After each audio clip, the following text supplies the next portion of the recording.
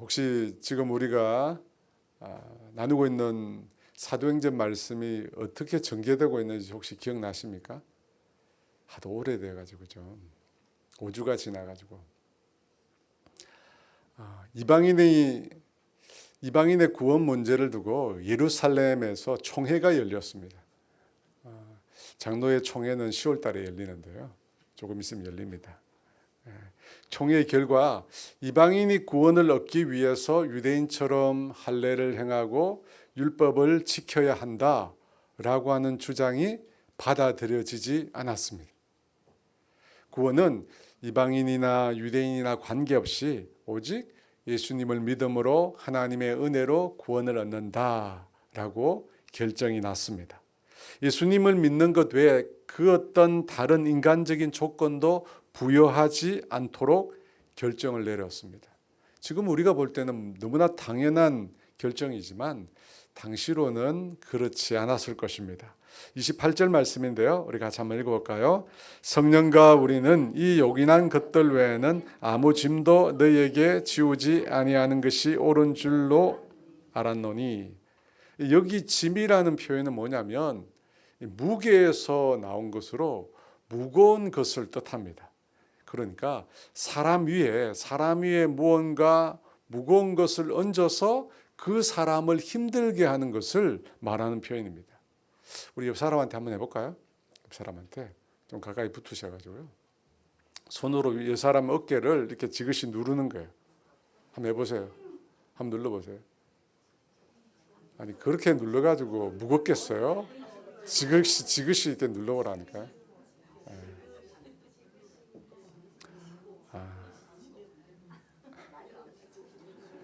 아니 그동안 터치가 좀 이렇게 많이 그리웠나 봐요. 이 이방인들에게 무거운 짐이라고 하는 것은 할례와 율법을 지키는 일이었습니다. 이것이 큰 짐이었어요. 유대인들은 태어나면서 할례를 받잖아요. 그리고 평생 동안 율법을 지킵니다. 그러니까 율법을 지키는 것이 너무나 자연스럽지만 이방인들은 전혀 그렇지 않습니다. 그들에게는 너무나 큰 짐이 되었어요. 우리가 공간복음에서 보면 안식일을 지키는 것만 해도 굉장히 어렵잖아요. 근데 단 한 번도 그렇게 지켜보지 못한 사람이 안식일에 이렇게 노동을 하지 않는다든지 뭐 밥을 먹기 위해서 이렇게 불을 때우지 않는다든지 하는 일들을 하지 않는다면 그 일들은 아마 굉장히 그 사람에게 힘들 거예요. 그런데 예루살렘 총회에서는 예수님을 믿는 것 외에는 그 어떤 짐도 지우지 않겠다고 결론을 내렸습니다. 여러분 이것은 옳은 것입니다. 왜냐하면 할례와 율법으로는 구원에 이를 수 없기 때문입니다. 인간이 그것을 온전히 지킬 수도 없습니다. 오히려 할례와 율법이라고 하는 것은 유대인들에게 소처럼 위선과 교만을 가져다 줄 뿐입니다. 그런데 다만 이 요긴한 것들이 있다고 합니다. 3가지 제한사항이 있다고 했습니다. 우상의 제물과 그 다음에 피와 목매어 죽인 것과 음행을 멀리하라는 것입니다. 아무 짐도 지우지 않겠다고 말을 하면서 왜 이런 조항들을 이방인 그리스도인들에게 요구하는 것일까요? 여러분 이 조항들은 유대인들이 절대적으로 싫어하는 것들이고 금하는 것들입니다. 이방인에게는 이것이 익숙한 겁니다. 피를 마시거나 고에 있는 피를 마시거나 이런 우상에게 제물로 바치진 음식을 먹는다거나 너무나 일상적인 거예요. 여러분 예수 안 믿는 사람 제밥 쉽게 먹잖아요. 그런데 유대인들은 절대적으로 금하는 것이었습니다. 이방인 그리스도인들과 유대인 그리스도인들이 이제 한 공동체를 이루게 됩니다. 한 교회를 이루어서 신앙생활을 하게 됩니다. 그러면 이 문제 때문에 이 일 때문에 문제가 생길 수 있다는 것입니다. 유대인 그리스도인들이 그 이방인들을 보면서 혐오를 하는 거죠. 하나님의 말씀에 맞지 않는 일을 행한다고 이방인들을 싫어하게 됩니다. 그러면 어떻게 될까요? 교회 안에 분열이 일어나게 됩니다. 한 몸이라고 한 공동체라고 했는데 이방인을 위해서 유대인을 위해서라고 하는 파당이 생기게 될 것입니다. 여러분 분열 파당은 마귀의 짓입니다. 그러죠? 마귀가 제일 원하는 거. 여러분 마귀가 정말 제일 원하는 게 뭐냐면 분열하는 거. 분열하는 거. 한국 교회가 굉장히 많이 분열하고 있죠. 여러분 교회마다 분열하고 있어요. 선교지마다 분열하고 있어요. 왜? 마귀가 제일 원하는 거거든요. 분열을 통해서 교회를 무너뜨립니다. 그런데 그래서 유대인의 입장에서는 율법을 내려놓았으니까 이방인 입장에서도 유대인들이 혐오하는 것을 내려놓자는 겁니다. 그래서 한 공동체, 한 몸을 이루자는 것입니다. 그 다음 25절에서 27절 말씀입니다. 같이 읽어볼까요? 사람을 택하여 우리 주 예수 그리스도의 이름을 위하여 생명을 아끼지 아니하는 자인 우리가 사랑하는 바나바와 바울과 함께 너희에게 보내기를 만장일치로 결정하였노라. 그리하여 유다와 실라를 보내니 그들도 이 일을 말로 전하니라.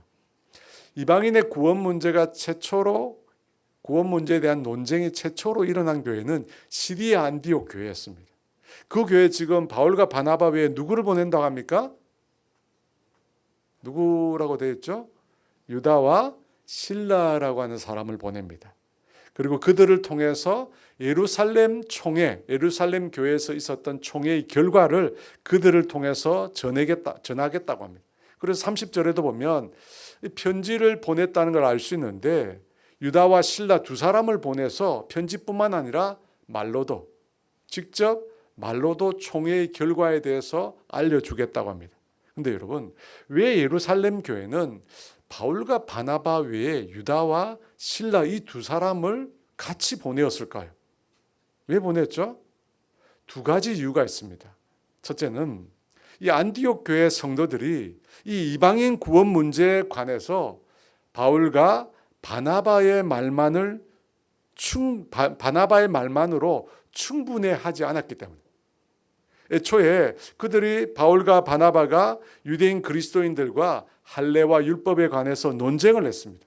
여러분 그 논쟁하고 다투었을 때 바울과 바나바의 말을 듣고 따랐다면 사람들이 처음부터 예루살렘의 사도들에게 사람을 보내는 일은 없었을 것입니다. 그런데 이 얘기를 더 듣자 보니까 유대인 그리스도인의 말도 맞는 것 같거든요. 할례도 행해야 되고 율법을 또 지켜야 하는 것 같거든요. 그래서 양편의 주장이 팽팽하게 맞섰다는 것입니다. 그래서 어쩔 수 없이 어떻게 합니까? 바울과 바나바보다 좀 더 권위 있는 12사도의 결정이 필요했던 것입니다. 그래서 사람을 보냈잖아요. 그런데 바울과 바나바만 보내면 어떻게 돼요? 안 되잖아요. 그래서 다른 사람을 덧붙여서 보낸 것입니다. 두 번째는 유다와 실라를 또다시 보낸 것은 그 교회에 시리아 안디옥 교회에 할례를 받아야 구원을 얻는다고 믿는 유대인들이 여전히 있었기 때문입니다. 여러분 그런 상황에서 편지만 보내면 어떻게 될까요? 사람들이 의구심을 갖게 되겠죠. 혹시 조작한 거 아닌가? 혹시 예루살렘 교회가 정말로 결정한 게 아닌가? 의구심이 생길 수 있습니다. 그래서 예루살렘 교회에서 유다와 실라 두 사람을 보낸 것입니다. 그들이 가서 예루살렘 교회 총회의 결과에 대해서 정확하게 사람들 앞에서 전달하도록 한 것입니다. 그렇게 하면 어떻게 됩니까? 더 이상 이의가 없이 될 것이기 때문입니다. 그래서 여러분 유다와 실라라고 하는 인물이 나온 것입니다. 실라라고 하는 인물은 실루아노라고도 하는데요. 앞으로도 계속 그 인물이 나올 겁니다. 그런데 성경에 보면 이 사람들 이름 앞에 지위와 신분을 특정하는 말이 덧붙여 있습니다. 22절 하반부에 볼까요? 같이 있습니다. 곧 형제 중에 인도자인 바사바라고 하는 유다와 실라더라. 32절 앞부분에는 유다와 실라도 선지자라. 바사바라고 하는 유다라고 합니다.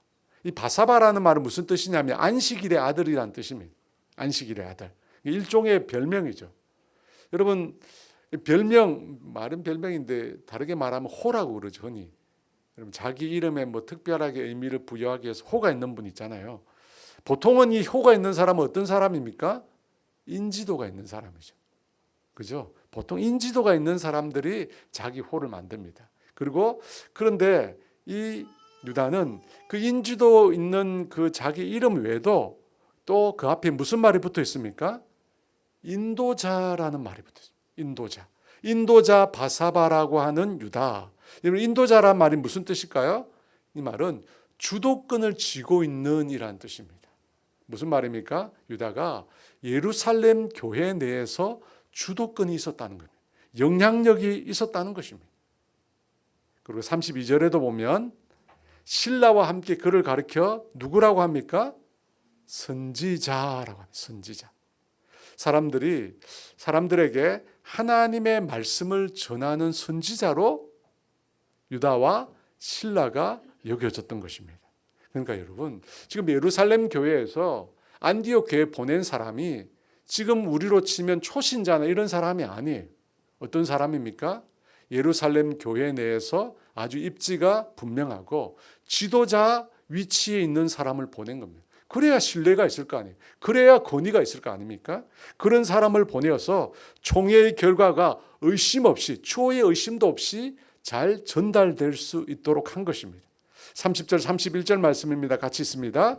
그들이 작별하고 안디옥에 내려가 무리를 모은 후에 편지를 전하니 읽고 그 위로한 말을 기뻐하더라. 여러분, 그렇게 해서 유다와 실라라고 하는 인물을 뽑아서 안디옥 교회로 내려보냈습니다. 그리고 교회 성도들을 모은 다음에 예루살렘 총회에서 있었던 결과를 적은 편지를 모든 사람들 앞에서 읽게 됩니다.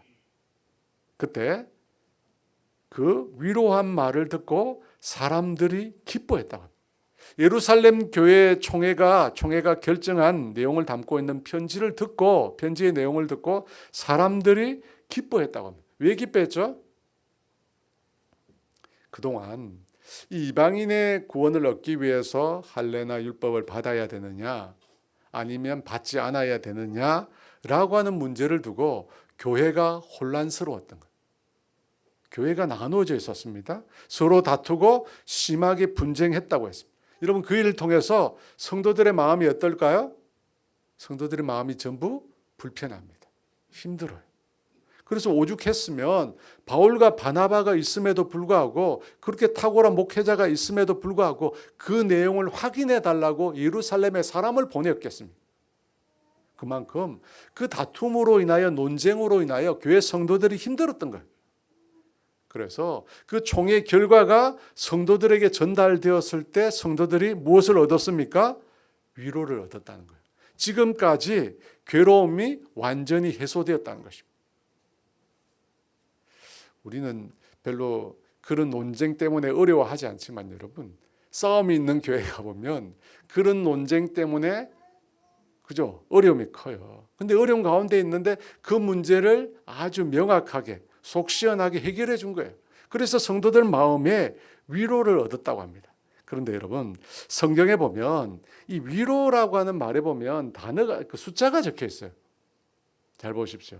숫자가 적혀 있어요. 그리고 그 숫자를 따라서 맨 밑에 읽어보면 그 위로라는 말 대신에 각주로 뭐라고 되어 있어요? 권면이라는 말을 쓰고 있어요. 그죠? 이 말은 위로라는 말도 되고 다르게 어떻게 해요? 권면이라고 하는 말도 된다는 겁니다. 그러면 위로와 권면이 어떻게 다르죠?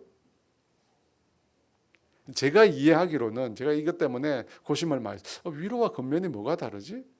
살펴보니까 권면이라고 하는 말이 훨씬 범위가 넓어요. 그 권면이란 말 속에 위로가 담겨 있습니다.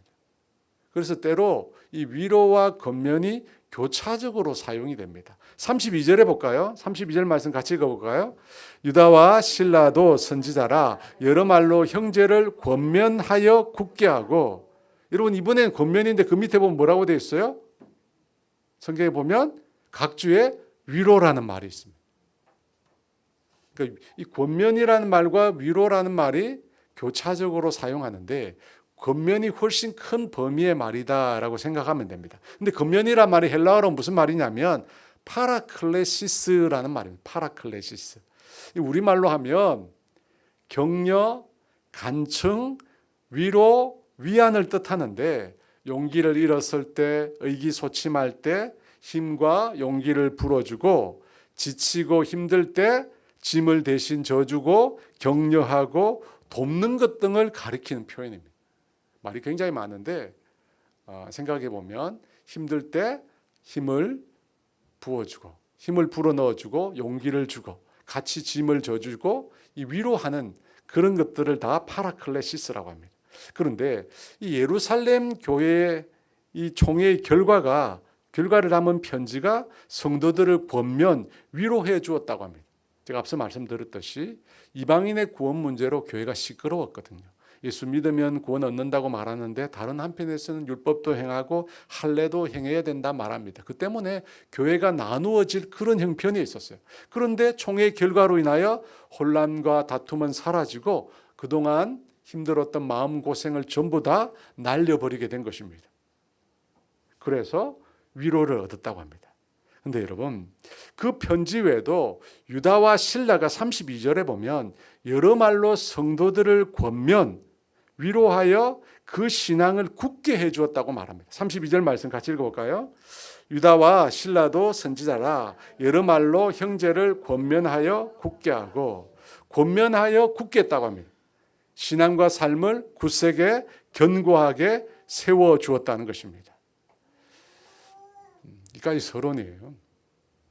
지금부터 이제 본론적으로 얘기를 하는데, 여러분 이 말씀에 보면 이 31절 32절 말씀에 보면 권면과 위로라는 것이 성도들에게 기쁨을 주었습니다. 그리고 성도들로 하여금 그 신앙을 굳게 만들어주는 수단이 되었습니다. 여러분 이걸 보면 권면과 위로라고 하는 것이 참 중요합니다. 여러분 그렇잖아요. 권면과 위로를 통해서 성도들이 힘을 얻고 그들의 신앙과 삶이 견고해질 수 있다는 것입니다. 그리고 더 나아가서 어떻게 됩니까? 나의 권면과 위로를 통해서 내 주변의 사람들이 견고한 신앙으로 설 수 있다는 것입니다. 제가 왜 이 말을 이렇게 강조하느냐? 사실 제가 목회로 하나님께로부터 부르심을 받았을 때 하나님 저에게 그런 말씀을 주셨어요. 이사야 40장 1절 말씀, 고린도후서 1장 3절에서 6절 말씀에 나오는 말씀인데 하나님이 제 마음에 주신 말씀이 뭐냐면 내 백성을 위로하라고 그랬어요. 내 백성을 위로하라. 물론 제가 그 말씀을 들었을 때 무슨 말인지 몰랐어요. 목회를 이제 20년 해가니까 하나님께서 내 백성을 위로하라, 권면하라 라고 하는 말이 뭔지를 조금씩 깨달아가는 것입니다. 여러분 위로와 권면은 어떻게 됩니까? 우리에게 기쁨을 줍니다. 우리의 신앙생활, 우리의 삶을 견고하게 만들어주는 수단입니다. 그러니까 여러분 권면과 위로가 뭔지를 우리가 분명히 이해할 필요가 있습니다. 제가 앞서 무슨 뜻이라고 했습니까? 용기와 힘을 북돋아주는 거예요.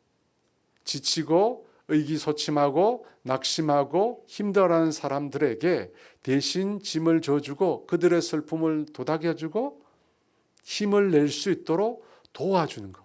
여러분 그것을 권면과 위로라고 합니다. 우리 신앙인에게 꼭 필요한 거죠. 여러분 필요하지 않습니까? 그러면 어떻게 하면 우리가 권면과 위로의 사람이 될 수 있을까요? 여러분은 권면과 위로의 사람이십니까? 오늘 유다와 실라로 인하여 시리아 안디옥 교회가 권면과 위로를 얻었는데요. 여러분 어떻게 하면 우리가 권면과 위로의 사람이 될 수 있을까요? 첫 번째 알아야 될 것은 내 힘으로는 권면과 위로의 사람이 될 수 없다는 것을 자각하는 것입니다. 뭐라고요? 내 힘으로는 권면과 위로의 사람이 될 수 없다는 겁니다. 여러분 사람의 가장 기본적인 본성, 다르게 말하면 가장 자연스러운 본성 중에 하나는 뭐냐면 눈에 보이는 대로 판단하는 것입니다. 제가 지난주에 한국 사람은 첫인상을 보고 나서 몇 초 만에 사람을 판단한다고 했습니까? 그런 거 잘 기억하시네. 그런 거 정말 잘 기억하시네. 단 3초만 보고 그 첫인상을 보고 그 사람을 판별합니다. 그래서 우리는 행위를 통해서 그 사람의 겉모습을 통해서 판단하는 것에 굉장히 익숙한. 아이가 걸었을 겠습니다. 그죠? 애가 걸었겠어요. 우리 뭐라고 합니까? 그렇게 우리가 변화된, 개화된, 우리가 아주 달라진 그런 표현 말고 보통은 우리가 아이가 걸었을 때면 왜 깼냐? 김창욱 씨 얘기를 들어보니까 그런 얘기 하더라고요. 엄마가 그릇을 깨니까 왜 깼냐도 아니고 아예 다 깨부러. 엄마가 그런 얘기를 했다고 그러더라고. 아예 다 깨부르라고. 예. 여러분, 우리는 쉽게 눈에 들어오는 대로 판단합니다. 그렇기 때문에 우리는 칭찬과 비난에 굉장히 익숙합니다. 잘하면 칭찬, 못하면 비난. 둘 중에 하나예요. 세 가지도 없습니다. 우리 흑백 논리. 잘하면 칭찬, 못하면 비난. 중간은 없어요. 중간에서 약간이라도 오른쪽으로 칭찬 쪽에 가면 칭찬, 중간에서 약간 왼쪽으로 하면 비난이. 중간도 없어요. 여러분, 이런 사고와 프레임을 가지고 있으면 절대로 권면이나 위로를 할 수가 없습니다. 왜? 둘 중에 하나니까요. 여러분, 권면과 위로라는 것은 행위의 관점에서 하는 게 아닙니다. 행위를 보고 하는 게 아니에요. 그럼 권면과 위로는 뭘 근거로 하는 겁니까? 그 사람의 존재를 근거로 하는 거죠. 그 사람. 존재를 근거로 해서 그 사람을 볼 때 우리가 그 사람을 권면하고 위로하고 또 격려할 수 있습니다. 여러분, 우리가 한 사람이라고 하는 존재로 보면 여러분, 그 사람은 너무나 귀중한 생명이잖아요. 그렇지 않아요, 여러분? 한 사람의 존재로 보면 한 사람은, 그 사람은 존재로 보면 하나님의 너무나 존귀한 하나님의 자녀입니다. 근데 문제는 문제는 뭐냐면 눈에 보이는 대로 겉으로 보이는 행동으로만 우리가 사람을 쉽게 잘 판단한다는 게 문제입니다. 지난주 말씀에 나왔지만 하나님은 중심을 보지만 우리는 외모를 보잖아요. 외모를 봅니다. 그래서 목회자들이 외모를 많이 봐요. 그래서 사모님들이 그래서 다 예쁘다고 그래요. 외모를 봐가지고. 여하튼 여러분, 권면의 사람, 위로의 사람이 어떻게 될 수 있는가? 내 힘으로는 절대 할 수 없다는 걸 먼저 인정해야 합니다. 내 힘으로는 절대 권면의 사람, 나는 위로의 사람이 될 수 없습니다. 여러분, 그것에서 출발합니다. 사도행전 4장 36절에 보면 요셉이라는 사람이 나와요. 같이 한번 읽어볼까요? 구브로에서 난 레위족 사람이 있으니 이름은 요셉이라. 사람들이 일컬어 바나바라, 번역하면 위로의 아들이라 하니. 우리 교회도 요셉이 있는데, 그죠? 요셉. 분명히 본명은 요셉인데 사람들이 그를 누구라고 불렀다고요? 바나바. 근데 바나바가 무슨 뜻이에요? 위로의 아들이랍니다. 위로의 아들. 이름 참 좋은 이름, 그죠? 위로의 아들. 그러면 바나바가, 요셉이 어떻게 행동했기에 사도들이, 딴 사람이 아니라 사도들이 그를 위로의 아들이라고 불렀을까요? 어떻게 행동했길래? 요셉의 성품이 잘 나타나는 한 사건이 성경에 나옵니다. 사도행전 9장 26절에서 28절 말씀 같이 읽어볼까요?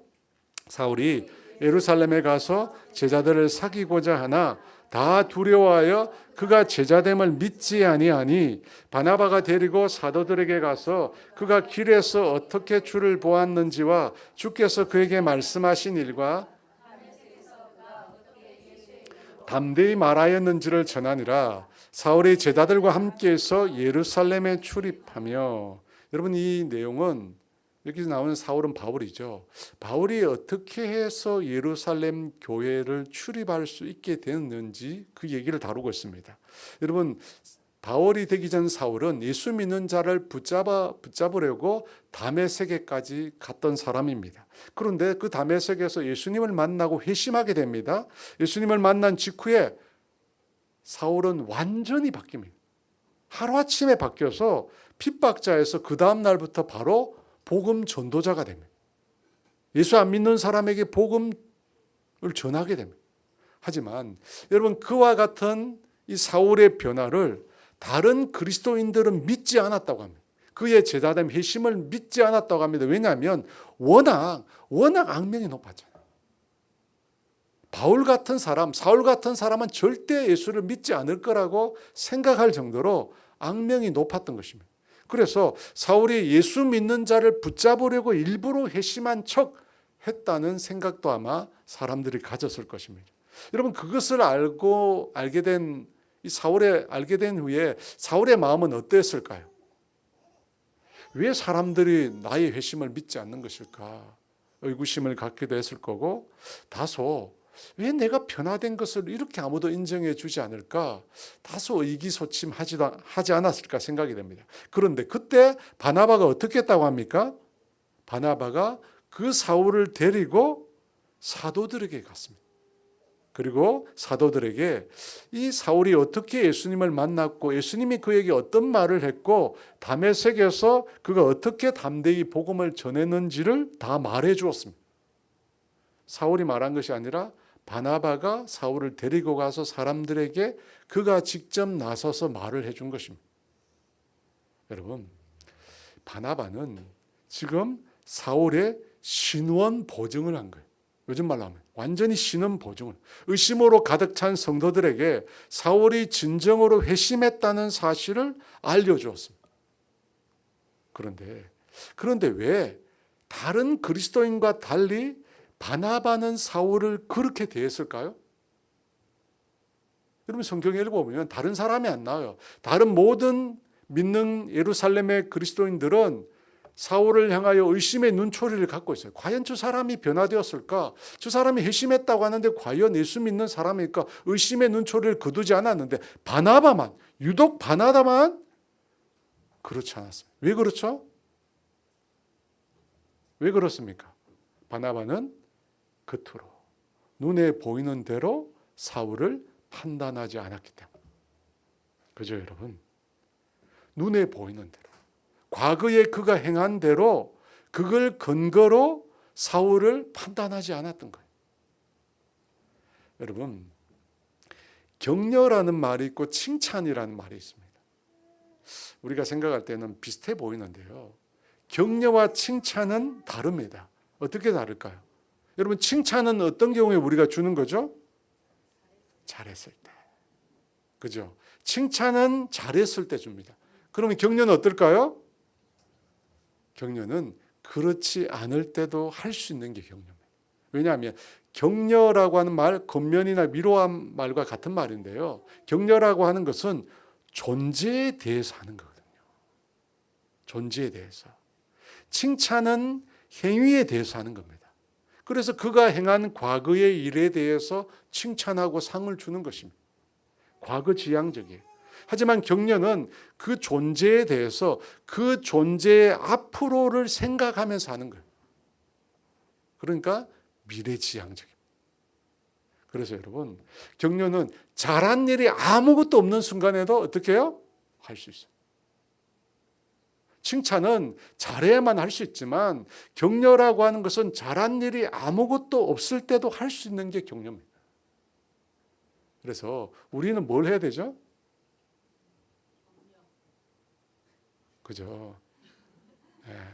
여러분, 칭찬하는 것은 우리가 생각할 때 칭찬은 고래도 춤추게 하지만 여러분, 칭찬은 또 다르게 부작용도 나요. 또 다른 부작용. 왜? 칭찬받을 일을 뭔가를 잘 하지 못했을 때는 어떻게 될까요? 두려운 거죠. 그렇지 않아요? 항상 칭찬받던 아이가 칭찬받을 만한 일을 못하게 되었을 때는 어떻게 될까요? 두려운 거예요. 비난받을까 두려운 거예요. 그래서 1등이 힘든 거야. 그래서 1등이 힘든 거예요. 늘 1등 해야 되니까. 1등 하지 않으면 힘든 거예요. 그래서 여러분 제일 불행한 아이들이 누구냐면 S대 아이들. 그 애들이 제일 불행해요. 여러분 혹시 S대 가보셨어요? 저는 가봤는데 학교가요 우울 모드예요. 진짜요. 가보세요. 학교가요 식당을 가나 어디를 가나 항상 우울 모드예요. 그리고 항상 비교하고. 우리가 볼 때는 진짜 잘하는 아이들이잖아요. 여러분 아시죠? 공부 못하는 아이가 스트레스 많은 아이가 공부 잘하는 아이가 스트레스 많아요. 모르세요? 공부 잘하는 아이가 많아요? 못하는 아이가 많아요? 공부들 잘하셨군요. 아닌가요? 여러분, 칭찬은 행위에 대해서 하는 거예요. 잘했을 때 하는 겁니다. 그게 힘든 거예요. 반면에 여러분 격려라고 하는 것은 잘한 일이 없어도 할 수 있습니다. 너는 앞으로 큰 인물이 될 거야. 너는 하나님이 쓰시는 사람이 될 거야. 지금은 전혀 그렇지 않습니다. 지금은 개차반이에요. 근데 너는 너는 앞으로 큰 인물이 될 거야. 하나님이 너를 반드시 쓸 거야. 여러분 그렇게 격려할 수 있습니다. 이 칭찬이 아니잖아요. 잘한 일이 없잖아요. 그런데 격려할 수 있습니다. 제가 어릴 때 들은 말이에요. 초등학교 때 들은 말이에요. 근데 그 말이 사라지지 않네요. 왜냐하면 그때 개차반이었거든. 사라지지 않아요. 여러분 그 말이 청소년기를 지날 때 저한테 굉장히 많이 위로가 됐어요. 너는 앞으로 하나님이 쓰시는 큰 인물이 될 거야. 위로가 되는 위로가. 여러분 그러니까 칭찬할 거리가 없어도 할 수 있는 게 격려입니다. 그래서 우리 아이들에게 뭘 해야 되냐면 격려해야 돼요. 격려해야 돼요. 네. 여러분 어른의 시각으로 볼 때 아이들에게 칭찬할 거리가 많을까요? 적을까요? 많지 않습니다. 눈으로 판단해 볼 때 미숙한 게 많아요. 제발 좀 먹은 건 치웠으면 좋겠다. 왜 먹고 항상 제자리에 놓여 있니? 늘 우리가 볼 때는 그런 것밖에 안 보여요. 하지만 여러분 격려는 미래지향, 존재의 근거. 여러분 그 격려가 사람을 해요. 여러분 바나바가 격려했잖아요. 사울의 이전의 모습을 가지고 얘기한 게 아니에요. 그가 주님을 만났잖아요. 그가 변화되었잖아요. 그걸 가지고 나서서 다른 사람들은 보지 못한 걸 가지고 그걸 가지고 사울을 격려하고 다른 사도들과 성도들과 교제할 수 있도록 만들었어요.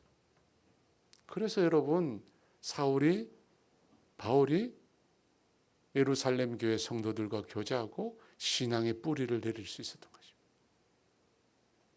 그죠? 근데 여러분 이걸 보면 뭘 깨달을 수 있냐면 대부분의 사람들은 뭘 못한다? 권고하고 위로하는 일을 못하는 거예요.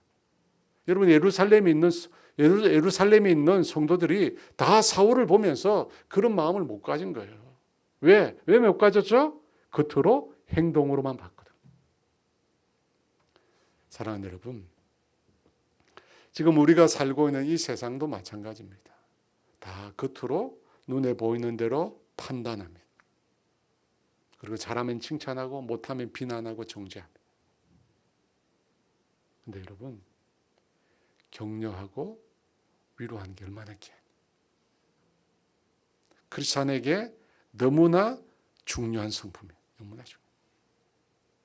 여러분 우리가 어떻게 하면 격려하고 위로할 수 있는가? 먼저 외모로 판단하는 내 안에 있는 속성을 깨트려요. 외모로 판단하는. 겉으로 눈으로 보이는 행동으로 판단하고 정죄하고 결정하는 내 안에 죄된 속성을 깨뜨려야 돼요. 여러분 그게 죄성이에요. 죄성. 하나님이 우리를 그렇게 보나요? 주님은 절대 그렇게 보시지 않습니다. 그죠? 주님이 만약에 그렇게 봤다면 우리가 여기 어떻게 있어요? 여기 있을 수가 없습니다.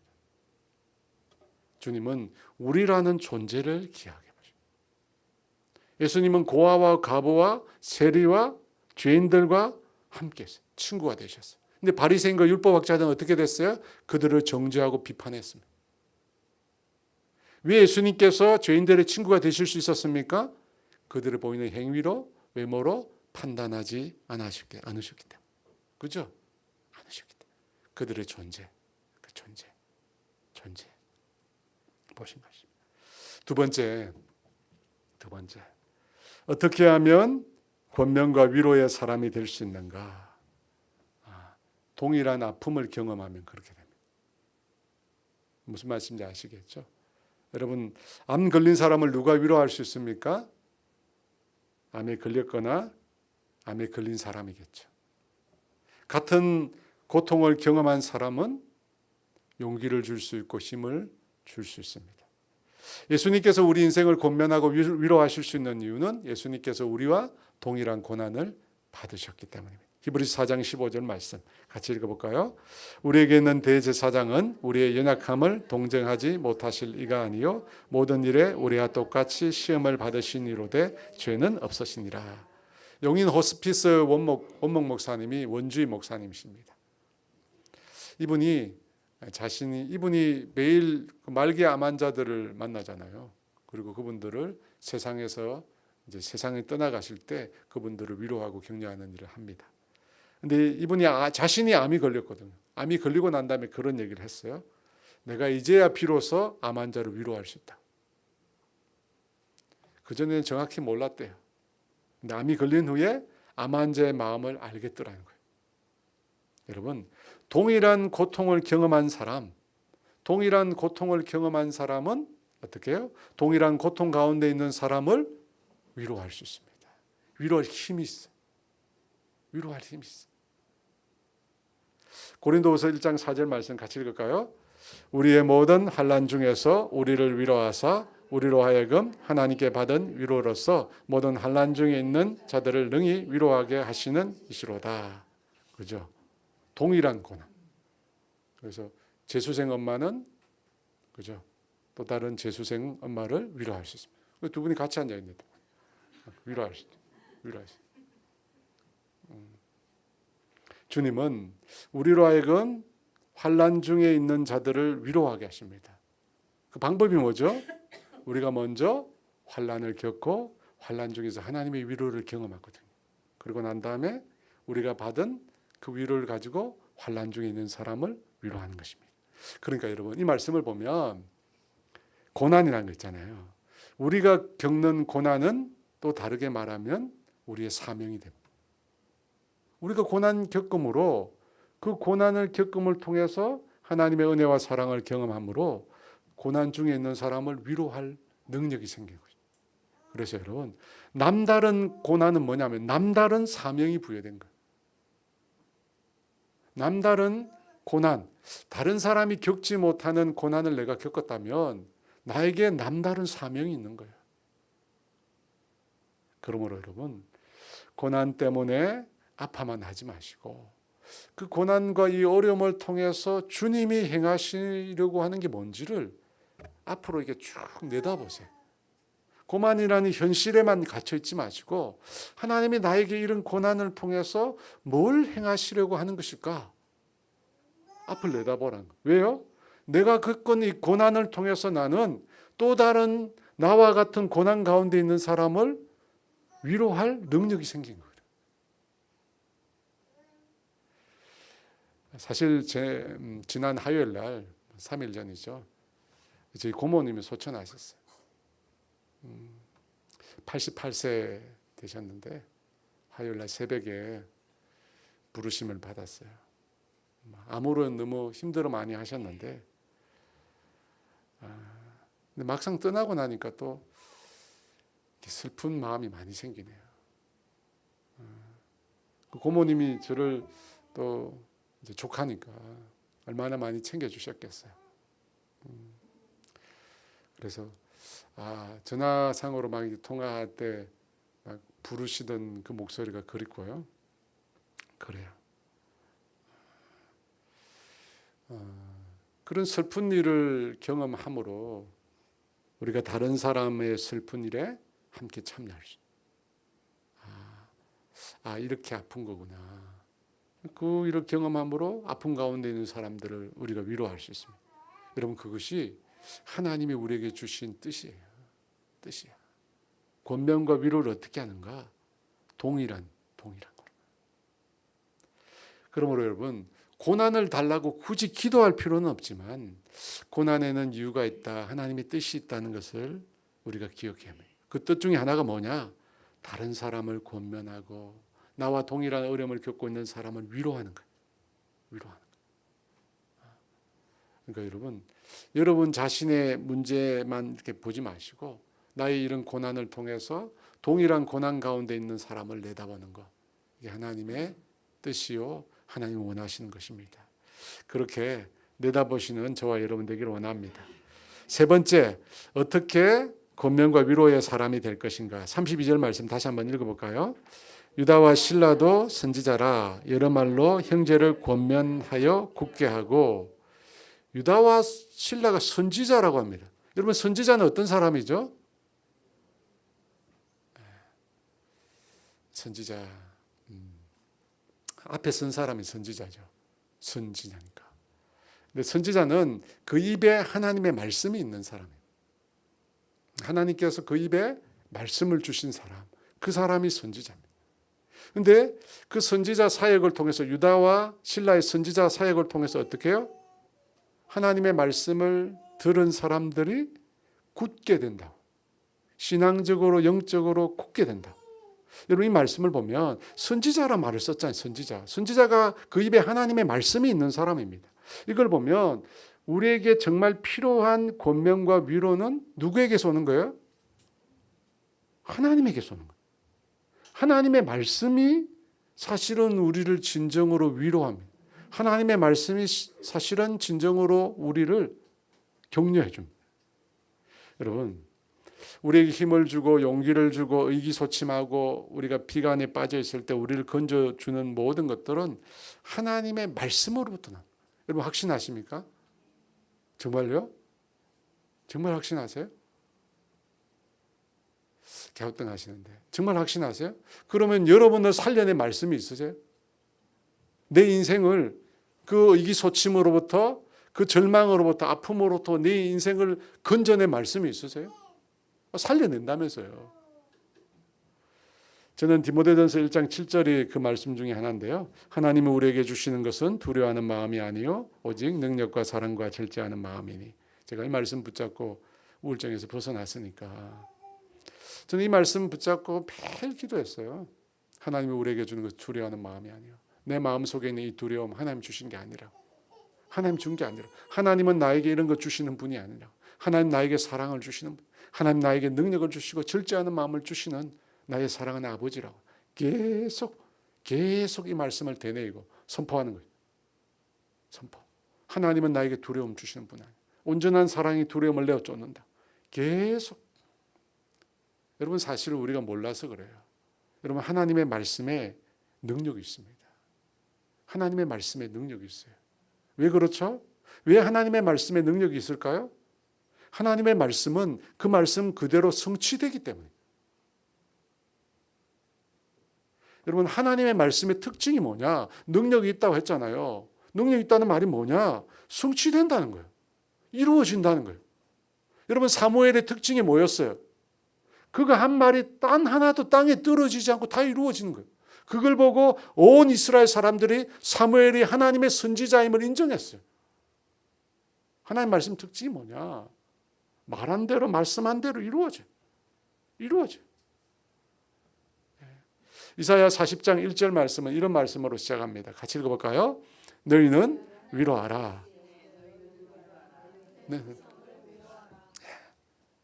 하나님 이르시되 너희는 위로하라. 내 백성을 위로하라. 참 너무 멋진 말. 그죠? 근데 어떻게 하나님의 백성을 위로할 수 있을까요? 그 중간에 8절에 이런 말씀이 있습니다. 같이 읽어볼까요? 풀은 마르고 꽃은 시드나 우리 하나님의 말씀은 영원히 서리라 하라. 어떻게 하나님의 백성을 위로할 수 있는가? 그가 받은 말씀, 그가 전해 들은 하나님의 말씀은 어떻게 해요? 영원히 서리라. 반드시 이루어진다는 거예요.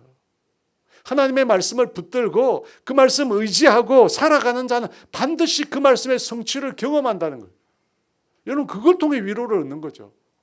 내가 말씀을 들었는데 내가 말씀을 받았는데 그 말씀 내가 붙들었다는 거예요. 여러분 좋은 땅에 뿌려진 사람은 그 말씀을 듣고 어떻게 해요? 지켰다고 했죠. 순종이 아니고 뭐라고 했어요? 킵이라고 했어요. 간직하는 거예요. 붙든 거예요. 붙들면 어떻게 돼요? 30배, 60배, 100배 결실하게 되거든요. 말씀은 능력이 있어서 반드시 결실합니다. 그걸 경험한 사람. 나에게 주신 그 말씀 내가 붙잡고 살았더니 그 말씀이 이루어진 걸 봤다는 거예요. 여러분 그때 위로를 얻는 거잖아요. 그때 힘을 얻는 거잖아요. 그러므로 여러분 하나님의 말씀을 가진 사람, 하나님의 말씀을 가진 사람이 권면하고 위로할 수 있어요. 왜? 내가 전해주는 그 말씀이 이루어지기 때문에. 내가 선포한 그 말씀이 이루어지기 때문에. 오늘 성경 읽기 본문이 다니엘서 1장에서 3장 말씀인데요. 제가 오늘 새벽 기도 때도 말씀을 드렸어요. 무슨 내용이냐면 하나님을 기쁘시게 하면 내가 전혀 기대하지 않는 일도 어떻게 돼요? 이루어지는 복을 얻게 돼요. 제가 왜 갑자기 이 얘기하는가? 우리가 하나님 말씀을 붙잡고 살면 그죠? 그 말씀을 통해서 내가 기대하지 않는 하나님의 역사를 체험하는 거예요. 여러분, 솔로몬이 하나님께서 너에게 무엇을 해줄까 물었을 때 솔로몬이 뭐라고 말했냐면 하나님의 백성을 재판할 수 있는 듣는 마음을 달라고 했어요. 자신을 위하여 부귀와 영화와 장수도 구하지 않고 오직 주님을 위하여, 주님의 백성을 위하여 지혜를 구했을 때 하나님 어떻게 응답하셨냐면 전무후무한 지혜를 주셨어요.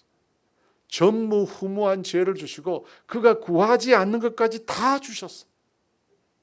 그런데 오늘 다니엘의 세 친구를 보니까 또 그렇더라고요. 다니엘과 세 친구. 그들이 하나님 앞에 뜻을 정했어요. 뜻을 정하고 하나님이 기뻐하시지 않는 왕의 음식과 포도주로부터 자신들을 지켰습니다. 하나님 기뻐하시지 않거든. 원치 않으시거든. 그렇게 하나님 기쁘시게 하니까 어떻게 됩니까? 하나님께서 구하지도 않은 걸 주셨어요. 구하지도 않은 거. 다니엘서 1장 17절 말씀 같이 읽을까요? 하나님이 이 네 소년에게 학문을 주시고 모든 서적을 깨닫게 하시고 지혜를 주셨으니 다니엘은 또 모든 환상과 꿈을 깨달아 알더라. 19, 20절 왕이 그들과 말하여 보매 무리 중에 다니엘과 하나냐와 미사엘과 아사랴와 같은 자가 없으므로 그들은 왕 앞에 서게 되고 왕이 그들에게 모든 일을 묻는 중에 그 지혜와 총명이 온 나라 박수와 술객보다 10배나 나은 줄을 아니라. 여러분, 하나님을 기쁘시게 하며 하나님의 말씀에 온전히 순종하며 비록 내게 손해가 될지라도 내가 하나님 앞에 순전하게 내 믿음을 지키면 어떻게 해요? 하나님이 우리 인생에 필요한 것들을 채워주십니다. 그 이상도 하나님이 넘치게 부어주십니다. 여러분, 이것이 성경에서 말씀한 삶의 원리예요. 여러분, 우리는 내 힘으로 사는 인생은 아닙니다. 여러분, 우리가 내 힘으로 사는 인생이에요? 그러면 우리가 여기 앉아 있을 이유가 없죠. 주의를 왜 지켜요? 열심히 나가서 돈 벌어야지. 하지만 우리는 내 힘으로 사는 인생이 아닙니다. 우리는 하나님을 기쁘시게 하는 삶을 사는 거예요. 하나님을 기쁘시게 함으로 삶의 형통을 경험하는 인생이에요.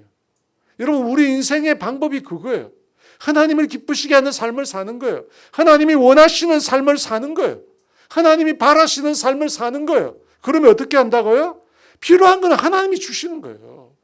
하나님이 넘치도록 부어주시는 거예요. 왜 그리스도인들이 세상의 방식으로 삽니까? 여러분, 우리는 세상에서 뭐라고 이야기하냐면 그렇게 너가 열심히 하지 않고 얻은 거는 그거 잘못된 거 아니야? 세상 사람들이 봤을 때 노동했으니까 노동의 대가를 받아야지. 그게 맞는 거 아니야? 근데 그 소리를 이해하지 못하는 게 있죠. 그게 뭐예요? 은혜라는 거죠. 하나님의 은혜라는 거예요. 하나님은 만나와 메추라기를 주시는 분이에요. 아무것도 없는 광야지만 당신의 백성을 위하여 하나님이 주시는 분이에요. 그들은 하나님의 존재가 없기 때문에 자기 힘으로 사는 거예요. 그렇게 애쓰고 노력하지만 다 얻지 못하잖아요.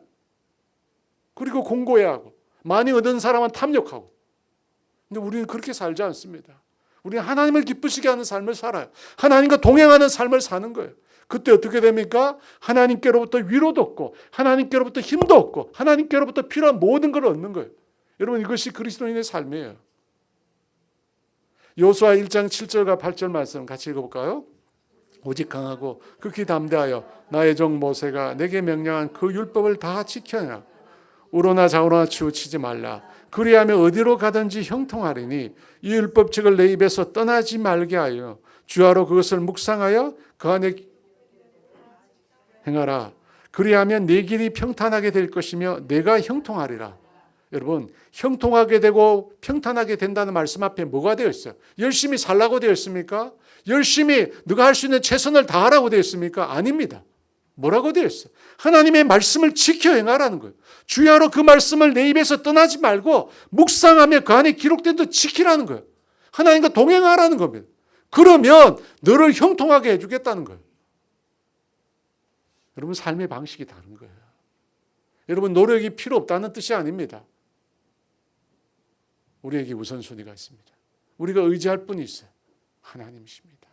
하나님이 지키지 않으면 파수꾼에 깨어있으면 헛돼요. 아무리 일찍 일어나고 늦게 수고해도 헛됩니다. 그러므로 여러분, 하나님을 기쁘시게 하죠. 하나님을 기쁘시게 하면 예상치 못한 선물을 주님이 주세요. 성경에 나와 있잖아요.